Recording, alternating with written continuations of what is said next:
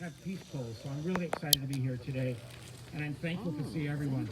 As we were driving in today, we thought, we hope there's more than 2 or 3 people, but not a whole bunch, right? And so this is the perfect amount of people. Thank you for keeping socially distanced.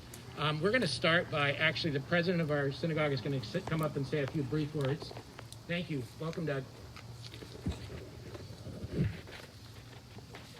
Thank you, Ruben.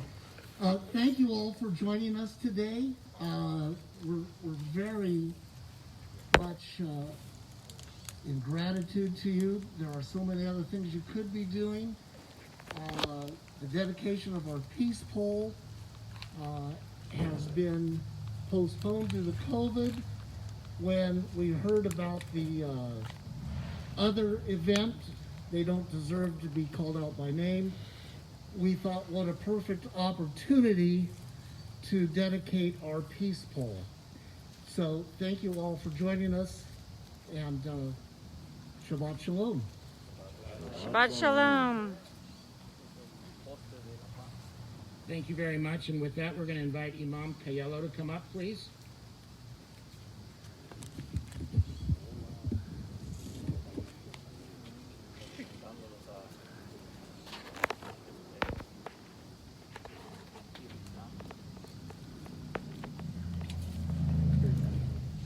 Good morning. Can you hear me? This is the first time I speak with the mask.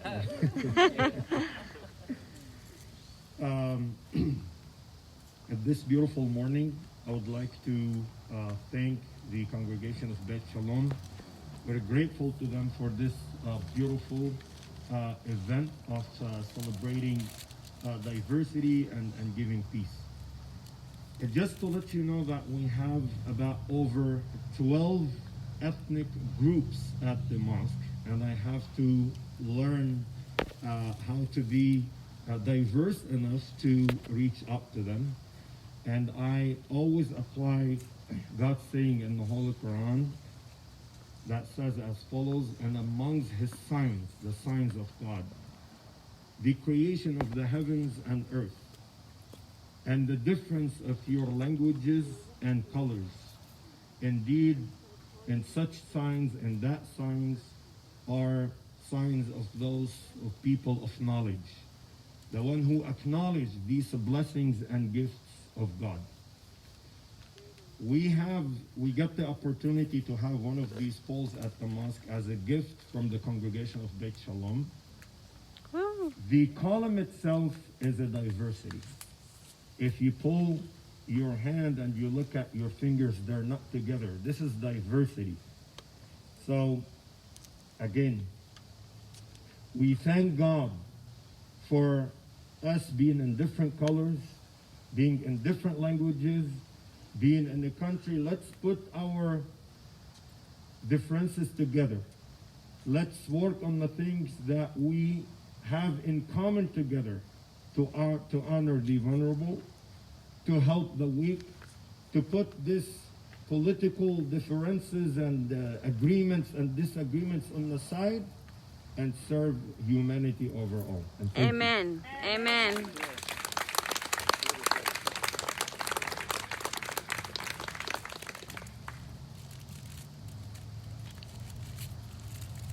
Here come the We judge. appreciate you being here today. And next, on behalf of the Peace Life Center, we have Miss Jocelyn Cooper. Come forward, please. Come on up. Round of applause.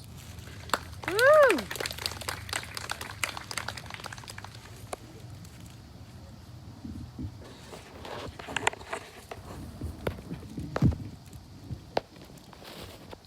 Can you hear me? I want to begin by telling you a story. About 6 months after the 50th anniversary of the march across the Pettus Bridge, I decided that I wanted to go to Selma and cross that bridge myself. As I entered the city, it felt like 1960. Nothing had really changed. It looks just like the pictures that you see on TV or in the history books. I felt transported into 1960. I was no longer in 2020. My body was there, but my mind and spirit was gone. I began to cross the bridge very slowly, walking slowly. And as I walked, I felt the spirit of those living and dead who had crossed that bridge. I took those last steps off the bridge, and I feel very saddened, and tears came from my eyes. Then I felt uncontrollably wanting to sob for those who came before us. Do we have to cross the bridge to shout or cry for racial justice? How many more must die? History repeats itself. Here we are gathered today in opposition of those hate groups and the death of Jacob Blake and others before him and after him. We are standing in peace, unity, and racial justice. We cannot let today be the end of the movement. We must reach out and push for diversity every day. Racial justice must be a part of our daily lives, with our family, with our friends, in businesses, in corporations, in schools, in economics. Every human being has the right to feel equal. We must dedicate ourselves to the honor of John Lewis by focusing on change. I will end and leave you with the words of Martin Luther King. Now is the time to make real democracy. Now is the time to make justice a reality. Thank you. Thank you.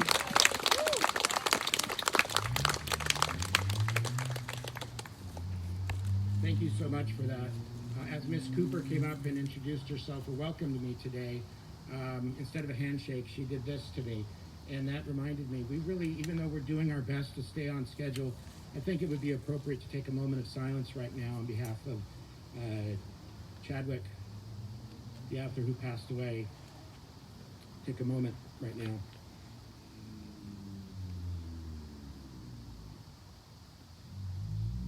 Thank you. He had many roles that I think meant a lot to a lot of people. Most importantly, representation, that people can see themselves in actors, they can see themselves in roles, they can see themselves in heroes.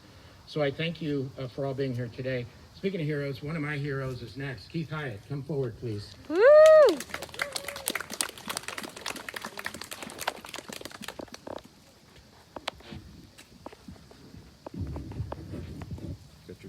I know, I was thinking it needs a rainbow cape.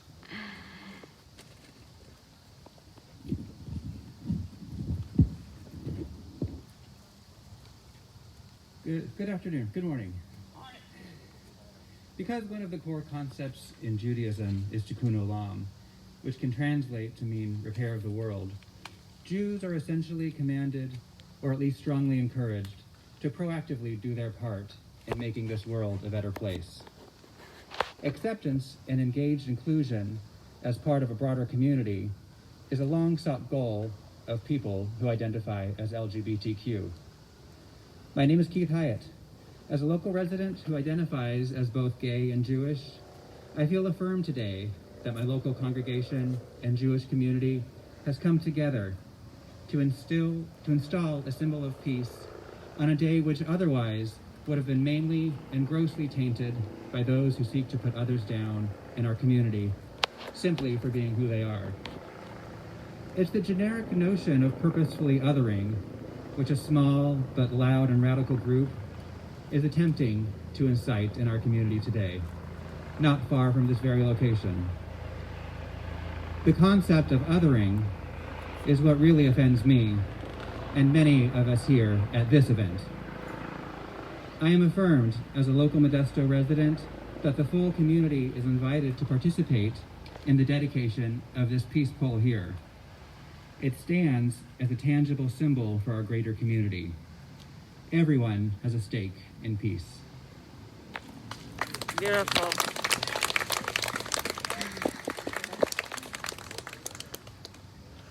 Thank you very much. And now we're going to have Darius Crosby come forward. Come on up, everyone.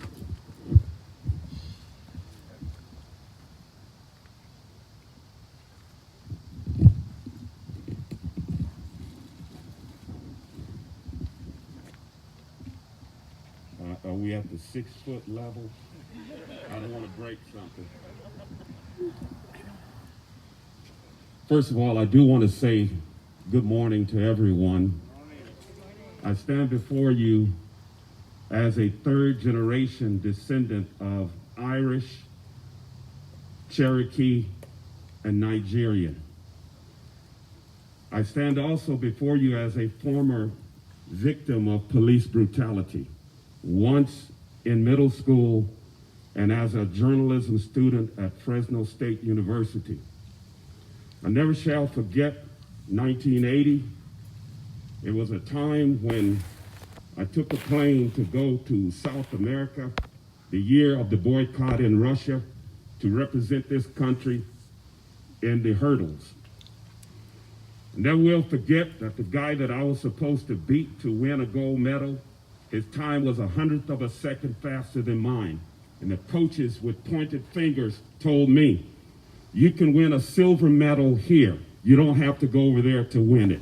We need gold. If you can't win gold, stay here. I trained in pain and tears. And over those 10 hurdles, when I got there, over the last hurdle, I never will forget, we both leaned for the tape. And there was something the announcer said in a foreign accent as we crossed the finish line. He said, "The American won it." He didn't say the black guy with the big afro. He said, "The American won it." It spoke to me. There's something my father told me before I boarded that plane. He says, "I know you've been through a lot. I know you're in pain. I know you're angry. But I need you to make up your mind today whether you're going to be a part of the solution or part of the problem." I told my father that day that I would be a part of the solution. And that is the reason I stand before you today as a member of the Modesto Police Clergy Council, a part of the solution. Before I leave you, I do want to tell you that our differences actually contribute to our unity. And we have to wrap our brains and our heart around that. My brothers and my sisters, I'm of the firm belief that God created two people, Adam and Eve, and everyone standing around you came from those two people. Anthropologists tell us that if we believe that, that makes 7.8 billion of us no less than 70th cousins. Slap a 6-foot high five to your cousin right now.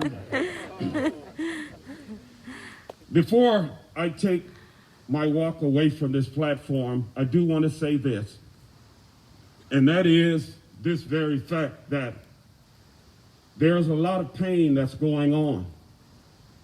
We have to learn from what we're going through. I am a firm believer that if God is saying anything to us right now, during everything we're going through, the violence, the pandemic, and everything else, he is saying, can you hear me now? I want to say that again. Can you hear me now?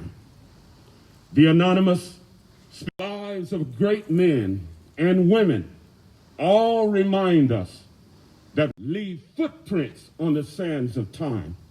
Footprints that perhaps another forlorn, shipwrecked brother like me, seeing those steps, shall take heart again. St. Augustine indeed was right. Thou hast created us for thyself, and our hearts will not be quieted until they find repose in thee. God bless you. Shalom. Shalom.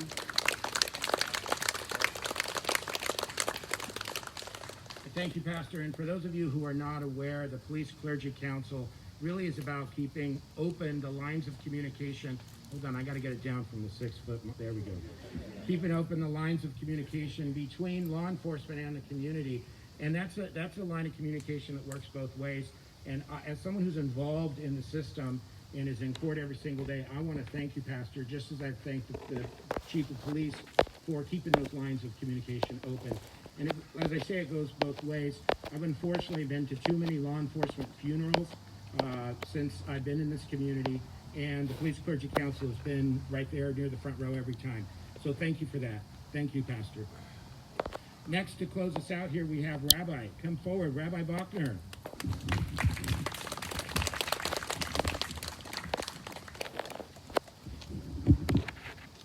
Thank you for being here today. It means so much to me, it means so much to us that you are standing with us as we stand with others. Because whoever you are, wherever you live here, you should feel safe. You should feel proud. If you haven't already done so, look around at this gathering and notice an incredible feature of God's creation. We're all different. Thank goodness for that. How boring would this world be if all of us were exactly the same in how we lived, in how we prayed, in how we celebrated, and how we loved? Whoever you are, you're a child of God, you're the child of the universe, and at least from our perspective, that means you're sacred. So thank you for being here with all these other sacred human beings. There are two brief rituals that I'd now like to lead us in. The first is to dedicate this peace pole, which proudly proclaims in Spanish, in English, in Hebrew, and in Arabic, "May peace prevail on earth." And as we take off its cover, I want to read from a psalm of dedication, because we are not the first group to dedicate a building, a concept, in this case, a marker of peace. A psalm of David, a song for dedication. Aromim Adonai kidilatani velo simachtai oivai li. Elecha Adonai ekra ve'el Adonai etchanan. Shema Adonai vechoneni, Adonai hayeh ozer li. A psalm, Psalm 30, which includes, "To you, God, would I call. Before the eternal would I plead. Hear me, God. Be gracious. Be my help." And today we call out to heaven, God, help us with the strength to bring unity to our world, our community. Help us to celebrate diversity. Help us to celebrate peace. And the Psalm of Dedication concludes, "You transform my mourning into dancing, my sackcloth into robes of joy, that I might sing your praise unceasingly, that I might thank you, Adonai, my God, forever." So may it be. But I said there was a second ritual about to do. And while it was not on the flyer, it was implied. Because let's be clear, we don't need a group of people to dedicate a marker. Any one of us could have stood here on our own and said, there it is. But why are we here? Because it's a chance to dedicate ourselves. It's not enough to have a marker. It has to be our lives. So I invite everyone here to please take a moment to think, what is at least one thing that you can do today, tomorrow, soon, that brings peace to this community, that brings unity to this community, that brings thoughtfulness, compassion, respect to diversity to this world. And don't just think what it could be, make a pledge. Dedicate yourself to do that action.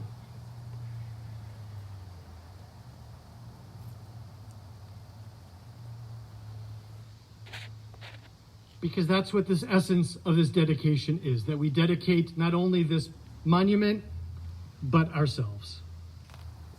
Oseh shalom b'mramav, hu yaseh shalom aleinu v'al kol Yisrael v'al kol yoshvei tevel v'imru amen. May the one who makes peace in the heights of the universe make peace also for us, our people, our world, all who dwell here. And we say, Amen. Amen.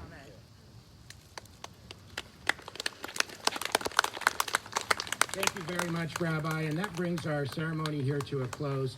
As I look out and see people from our great community, I thank you for being here. And I join in what the rabbi says, and I challenge you to leave holding strong to what you believe in, but also listening to others. That if anything is a takeaway from today, find a time to lend an ear to someone who feels differently than you, and we can get through this all together. Thank you very much. We encourage you to say goodbye to everyone in a very nice, distanced way, and thank you so much for being here today. Thank you.